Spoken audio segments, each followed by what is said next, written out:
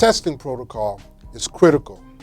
Plainly stated, all students, faculty, and staff members of Livingstone College will be tested for the COVID-19 virus as we begin full campus operations. All members of the faculty and staff will be tested for this virus. Anyone testing positive will be required to quarantine until they are cleared by campus medical personnel or by their physician. Cleared is defined as having 2 consecutive negative tests in a specified period. Also, we understand how COVID-19 disproportionately impacts our community. That's why testing is a strategic imperative. Initially, our plan was to test students before they came to campus.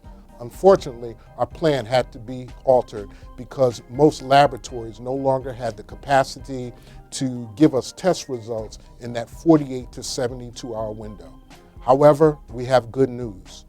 Although testing is challenging across the country, we have formed a number of critical partnerships, thus enabling us to execute this protocol. We are partnering with the Meharry Medical College, Quest Diagnostic Laboratories, Testing for America with UNCF, and most recently, a special nonprofit organization and laboratory approved by the FDA who will test our students free of charge. This will happen on the day of their arrival to campus. Because this is a private partnership, we'll have these results back to us within 48 hours. This information will be critical as we seek to address the asymptomatic spread of the COVID-19 virus on our campus.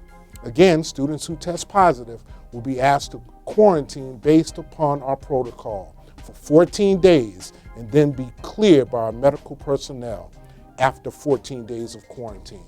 For more information about our testing protocol, please visit us at www.livingstone.edu.